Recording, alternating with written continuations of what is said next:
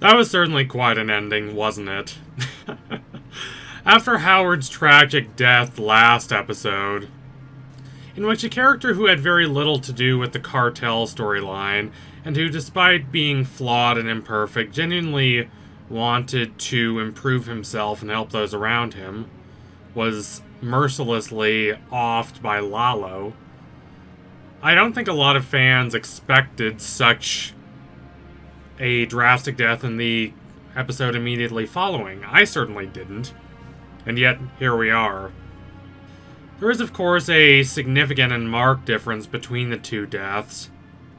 Lalo's is neither tragic, nor is it particularly shocking.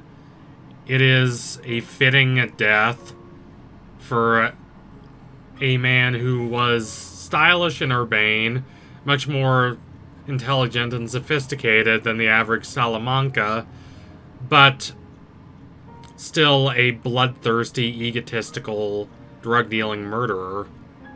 He invited his death with all his bombastic posturing, all his ceaseless and unnecessary taunting of Gus. Howard, for whatever faults Kim or anyone else might ascribe to him, did not deserve what happened to him in any way. Nor is what happened to him an extension of any faults of him in any reasonable way, even in the extreme way that tragedy often can be. It's just an out-of-the-blue, bleak, meaningless death. Lalo's death has meaning. It sends a clear message, and I think a lot of us knew that it was coming. Considering that Lalo is not in Breaking Bad, and he is so much more suave and spotlight hogging, and also much more egotistical, even compared to Tuco and Hector, to just recede into the depths of the Salamanca ranks during Breaking Bad, had he still been alive. So we knew this was coming. He got cocky, he greatly exaggerated his own abilities, and reveled in the defeat of an opponent he believed was completely vanquished, only to later realize that Gus was more strategic and cunning and more guileful than Lalo had anticipated. So Lalo dies, and he dies with a maniacal laugh on his lips. It's a fitting death for the character, and it's only surprising because it came this soon. It's an abrupt shift in the show. The ending of the last episode very much set Lalo up to be the major villain of this last arc. Now, of course, there are smaller, more personal conflicts, such as the internal struggle inside Jimmy and inside Kim. Two people who started off desperate to do what is right, desperate to make it for themselves, by themselves, in a respectable, prestigious society, only to later become disenfranchised with that dream when they realized how much it involved constantly supporting people who did not respect them and who did not respect people like them, people who had to work their way up the ladder, people who did not have success and influence handed to them. So they gradually devolve into more resentful and strategically ambitious versions of themselves, willing to embark on greater and more overt escapades outside the realm of the law in order to bring down, especially in Kim's case, those she believes are deserving of being humbled.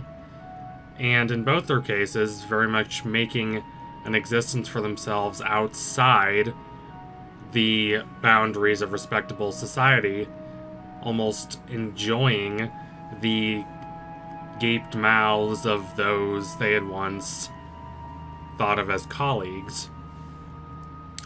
That is the major story of Better Call Saul, which might sound obvious now, but It absolutely was not at the beginning of the show, which was much more evenly split between the smaller scale, more intimate struggles of Jimmy and Kim trying to make it in the world of corporate law, and then eventually trying to escape that world and start their own lives and their own practices based on their own ideals, and the drug world and all its violence and brutality, which is much more familiar to us as viewers of Breaking Bad.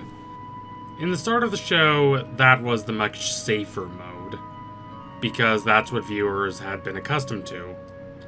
Lots of action, lots of explosions, and plans that resulted in violent eruptions of brutality and callousness. The kind of moments that you have to share with all your friends and tell them, "Oh, have you seen this show?" Moments like that are part of what propelled Breaking Bad into the spotlight. They're obviously not the only reasons the show became so critically acclaimed and became such a major structure in the zeitgeist of the early 2010s, but it certainly helped. But Better Call Saul has tacked away from that kind of operatic, hyper-violent cartel storytelling as it's progressed. The Jimmy and Kim story has become increasingly more essential to the heart and soul of the show. But still, they contended with the criminal half of the show. Not simply because Jimmy is linked there by his contacts, largely petty criminals, especially at first, but increasingly major drug kingpins like Lalo Salamanca, but also because Kim has increasingly tacked toward that world of criminality and amorality as well. Not because she consciously chose that path, whatever moral faults you might ascribe to her, in her hot-blooded, thunderous campaign against Howard Hamlin and all those like him. She is never going to willfully murder someone. That's not who she is. That's not someone she's capable of being. Yes, her actions do lead indirectly to the death of Howard, and she largely feels a lot of guilt for that, something that's explored in part in this episode and will likely be explored more as the show goes on, but she's not going to go on a wild, blood-soaked campaign of revenge. And in fact, it's quite shocking when Kim is the one who has to try and go and kill Gus. Of course, this plan doesn't work. It was never going to work. But seeing how committed Kim was to this, seeing that she was willing to kill him, despite viscerally agonizing over this moment, demonstrates the depth of her love for Jimmy. The affection and deep appreciation that exists between the two of them only grows more vibrant and more essential to both of them as the show progresses. They truly adore each other and will do anything for each other. So it's quite interesting that the two of them are left alone now. The drug half of the show has all but dropped away. The gradual ascension of the Jimmy and Kim plot, which gradually became more and more important to the show, is now complete. There's no Nacho, there's no Lalo. Gus and Mike are still around, but they are not in a position to antagonize Jimmy and Kim. They have no desire to, because they know that Jimmy and Kim are not threats to them. Jimmy and Kim want to be as far away from the drug violence as possible, and that might be something they try to pursue going forward. But the show leaves us with one last extravagant burst of the gun and drug side of the show. Like a venomous snake rearing its head one last time, fangs bared, ready to strike. And that's why this is so shocking, I believe. It might not be as unpredictable and as undeserved as Howard's death, but the show has spent so much time on, say, the little machinations of Kim's plan to ruin Howard's career, or before that, every little detail of the Mesa Verde case, that these two last lingering explosions of Breaking Bad-like violence very much startle us. It's not that the show has lured us into a false sense of security, because the show never lets us feel secure. These are two people gradually heading toward their doom, being deracinated from any clear sense of morality and purpose, and from all the grandiose, magniloquent ideals they spout, and are having to face the somber, melancholic, disorienting consequences of their actions. There's nothing comforting about this, but it's very much a different kind of unease. They fear for their basic mental stability. They fear for their morality. They fear for their souls. They fear for their bond between them, a bond that means as much, if not more so, to them than either of their individual lives. But they don't fear that they will be killed. That is very much a danger belonging more to the drug underworld side of the show. A side of the show that has existed somewhat uneasily with the Jimmy and Kim side. I think a lot more people will remember the moments featuring Kim than the moments featuring, say, Gus and Nacho when the show is over. But the drug half of the show has given us some spectacular fireworks.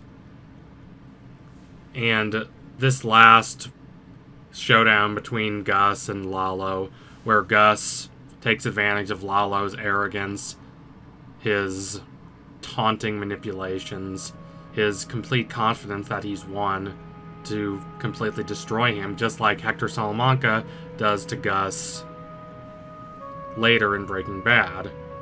A situation that very much mirrors this one. These are last gasps of the violence that will become crucial to Saul's life as he navigates deeper into the world of Heisenberg. But for now, in the last 6 episodes of the show, we've turned away from that. What we've turned to remains to be seen, but it will not be good for the long-term stability of either Jimmy or Kim or the relationship between them. They're broken, sorrowful people trying to scramble together a path forward for themselves as they struggle with their guilt, their trauma, and their lack of certainty about the future.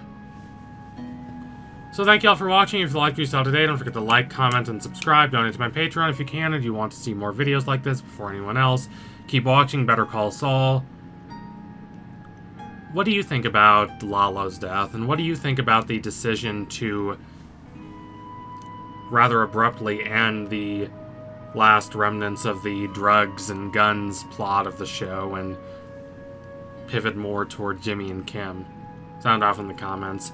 Anyway, tune in soon for my next analysis. It will be coming soon. Promise you that. Thank you all again. Adios, comrades.